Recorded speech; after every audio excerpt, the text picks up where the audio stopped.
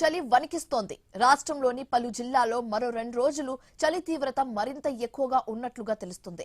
రాత్రిపూట ఉష్ణోగ్రతలు సాధారణం కన్నా 3 డిగ్రీల వరకు పడిపోతాయని వాతావరణ నిపుణులు ప్రకటించారు.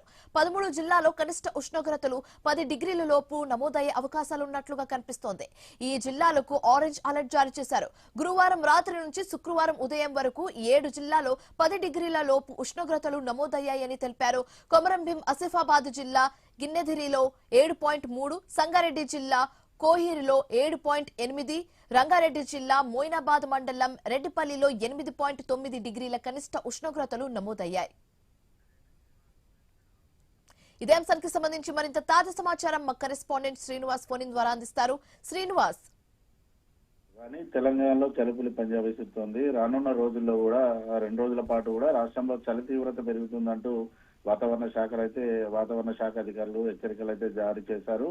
అయితే రాత్రి సమయాల్లో ఉష్ణోగ్రతలు సాధారణం కంటే సుమారు 3 డిగ్రీల వరకు తక్కువ నమోదయ్యే సూచనలు అయితే కనిపిస్తున్నాయి. ముఖ్యంగా రాష్ట్రంలో 13 జిల్లాల్లో కనిష్ట ఉష్ణోగ్రతలు 10 డిగ్రీల సెల్సియస్ కంటే తక్కువ పడిపోయే అవకాశం ఉన్నందున ఆయా ప్రాంతాలకైతే ఇటు వాతావరణ నిపుణులు ఆరెంజ్ అలర్ట్ అయితే జారీ చేసిన పరిస్థితులు అయితే ఉన్నాయి. దాదాపుగా ఈ నెల మొదటి నుంచి కూడా రాష్ట్ర వ్యాప్తంగా కూడా చలిగాలు అయితే మొదలయ్యాయి.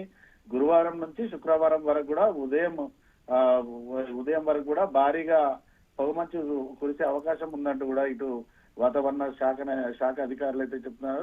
ఇటు 7 జిల్లాల్లో ఉష్ణోగ్రతలు 10 డిగ్రీల లోపు నమోదయ్యే అవకాశం ఉన్నాయంటూ కూడా వాతావరణ శాఖ అధికారులు అయితే చెప్తున్నారు. ఇప్పటికే కొమరంభీం ఆసిఫాబాద్ జిల్లా గిన్నెదరిలో 7.3 డిగ్రీల కనిష్ట ఉష్ణోగ్రతలు నమోదవగా సంగారెడ్డి జిల్లా కోయిర్లో 7.8, రంగారెడ్డి జిల్లా రెడ్డిపల్లిలో 8.9 డిగ్రీల కనిష్ట ఉష్ణోగ్రతలు అయితే నమోదయ్యాయి. దాదాపుగా ఈ చలి నుంచి తెలంగాణ రాష్ట్ర వ్యాప్తంగా ఉన్నటువంటి ప్రజలు ఇటు జాగ్రత్తలు తీసుకోవాలంటూ కూడా డాక్టర్లు అయితే సూచనలు చేస్తున్న పరిస్థితులు అయితే ఉన్నాయి. ఇంటి నుంచి బయటకు వెళ్ళేటప్పుడు ఖచ్చితంగా ఉన్ని దుస్తులు, స్వెటర్స్, మఫ్లర్స్, గ్లౌజెస్ ధరించాకే బయటికి వెళ్లాలంటూ కూడా ఈ డాక్టర్స్ అయితే సూచనలు చేస్తున్న పరిస్థితులు ఉన్నాయి. మరోవైపు పూర్తిగా రాత్రి వేళ కనిష్ట ఉష్ణోగ్రతలు నమోదవుతూ ఉండడం, ఉదయం వేళ భారీగా పొగమంచు కురుస్తూ ఉండడంతో అయితే ఉదయం వేళ ప్రయాణం చేసే వాహనదారులు కావచ్చు, స్కూల్ కు వెళ్లే విద్యార్థులకు, ఇతర పనులకు వెళ్లే వారు కూడా ఆటంకంగానైతే ఉంది. ఉదయం 9 కానిదే బయటికి రాని సందర్భాలు ఉండగా సాయంత్రం 6 గంటలకే ఇంటికైతే పరిమితం అవుతున్న పరిస్థితులు అయితే ఉన్నాయి.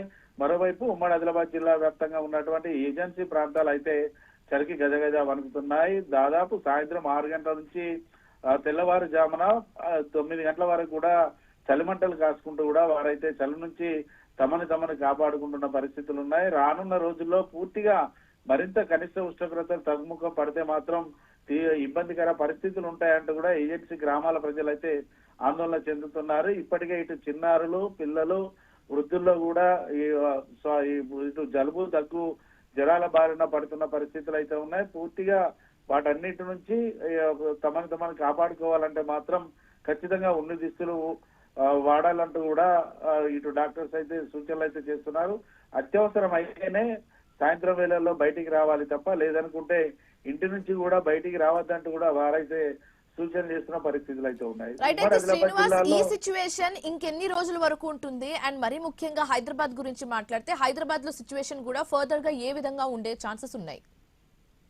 ఎస్ శివాని, వాస్తవానికి ఏదైతే మనం ఇప్పుడు చూస్తా ఉన్నాం 4 నుంచి 5 డిగ్రీల నుంచి కనిష్ట ఉష్ణోగ్రతలతో పాటు 10 డిగ్రీల లోపు కనిష్ట ఉష్ణోగ్రతలు అయితే చూస్తా ఉన్నాం. అయితే ఎన్నడూ లేని విధంగా దాదాపుగా 10 ఏళ్ల తర్వాత రికార్డు స్థాయిలోనైతే కనిష్ట ఉష్ణోగ్రతలు అయితే నమోదవుతా ఉన్నాయి. పట్టణ ప్రాంతాలతో పాటు గ్రామీణ ఇటు మన్య గూడాలనేది తేడా లేకుండా కూడా అంతటా కూడా చలిపులు అయితే పంజానైతే విసురుతుంది. ఎన్నడూ లేని విధంగా కూడా ఇటు పట్టణ ప్రాంతాలైనటువంటి హైదరాబాద్ తో పాటు ఇతర ప్రాంతాలలో కూడా ఇంత పెద్ద ఎత్తున డిసెంబర్ మాసంలో ఎప్పుడు కూడా చలి చూసిన సందర్భం లేవు. కానీ ఈ ఏడాది మాత్రం డిసెంబర్ మాసంలోనే పూర్తిగా సింగిల్ డిజిట్ కనిష్ట ఉష్ణోగ్రతలు అయితే నమోదవుతా ఉన్నాయి. మరోవైపు రానున్న రోజుల్లో కూడా పూర్తిగా ఇంకా సింగిల్ డిజిట్ లో 1 లేదా 4 డిజిట్ల ఇటు కనిష్ట ఉష్ణోగ్రతలు నమోదయ్యే అవకాశాలు కూడా ఉన్నాయి. మరోవైపు చలికాలం సీజన్ కు సంబంధించి కూడా మరో నెల పాటు అయితే సీజన్ అయితే కొనసాగనుంది. మరి ఈ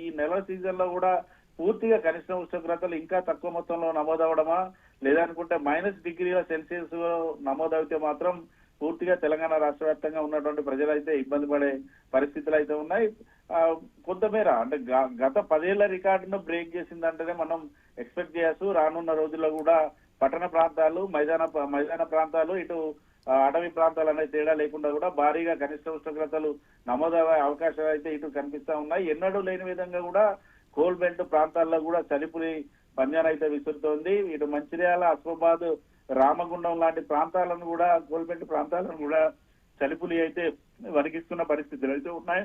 ఉదయం వేళ షిఫ్ట్లకు వెళ్లే సింగరేణి కార్మికుల ఆదర్శాతం కూడా పూర్తిగా తగ్గుముఖం అయితే పడుతుంది. దీంతో సింగరేణి కి కూడా బొగ్గు ఉత్పాదకలో మాత్రం పూర్తిగా నష్టాలు వాటిల్లే అవకాశాలు కూడా ఈ చలి ద్వారానైతే ఉన్నాయి. ఓవరాల్ గానైతే తెలంగాణ రాష్ట్ర వ్యాప్తంగా కూడా చలిపులి పంజాబ్ దీంతో పూర్తిగా ఉమ్మడి ఆదిలాబాద్ జిల్లా, అడవుల జిల్లా, మరో కాశ్మీర్ అని కూడా కల్పిస్తుంది శివాని.